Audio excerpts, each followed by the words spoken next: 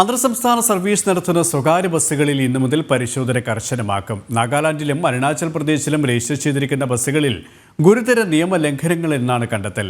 ഇത്തരം ബസ്സുകൾക്ക് അനുമതി നൽകരുതെന്ന് ഇരു സംസ്ഥാനങ്ങളോടും കേരളം ആവശ്യപ്പെടും. ഇവരുമായി തിരുവനന്തപുരത്ത് നിന്നും പ്രജിത് മോഹനൻ ചേരുകയാണ്. പ്രജിത്ത്, ഇത് സാഹചര്യത്തിലാണ് ഇതിങ്ങനെയുള്ള പരിശോധന കർശനമാക്കുന്നത്. തുടർ നടപടികളും ഈ തരത്തിലായിരിക്കും.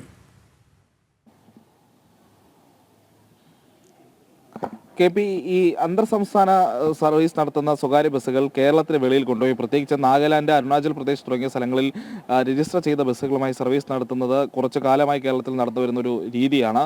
ഇത് കേരളത്തിൽ രജിസ്റ്റർ ചെയ്യുന്ന ബസ്സുകൾക്ക് ഉയർന്ന നികുതി ഉള്ളതുകൊണ്ടും അതോടൊപ്പം തന്നെ പരിശോധനകളും ഒക്കെ കർശനമായ സാഹചര്യത്തിലായിരുന്നു ഇത്തരത്തിൽ ഈ ബസ്സുകളൊക്കെ ഇങ്ങനെ അതിർത്തി കടത്തി കൊണ്ടുപോയിട്ടുള്ള രജിസ്ട്രേഷൻ നടപടികളുമായി ബസ്സുടമകൾ മുന്നോട്ട് പോയത്.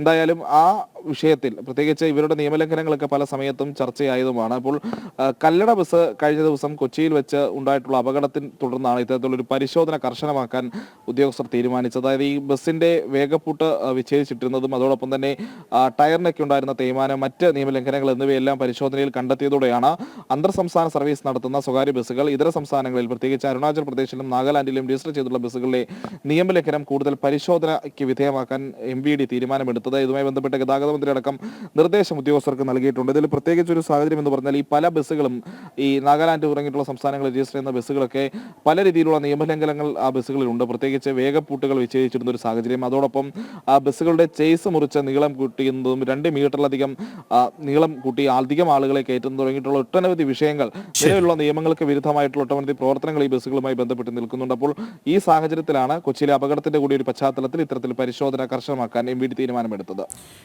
പ്രജിത് മോഹനാണ് വിവരങ്ങൾ നൽകിയത്.